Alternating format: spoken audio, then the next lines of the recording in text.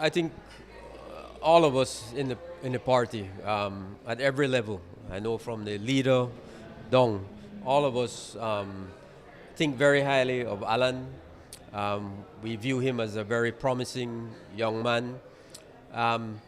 But there are processes that have to be followed in the party. There's a structure in place in the party for a reason.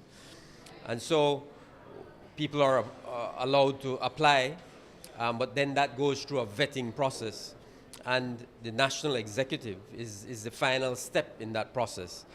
And so it was the National Campaign Committee, the vetting committee, that made the decision that they recommended to the national executive that Gilroy Usher be the only candidate for Port Loyola.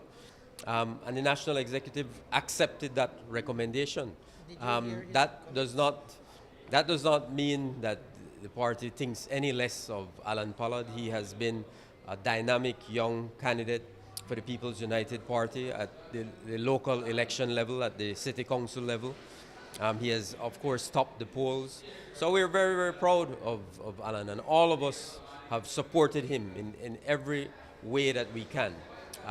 But certainly it was the consensus view, obviously, not everybody, not unanimous, but the majority view of the national executive that at this time it was best to allow the current era representative, who was just elected for the first time in 2020, to allow him the opportunity to build on the success that he has had in Port Loyola. Did you support Pollard's candidacy?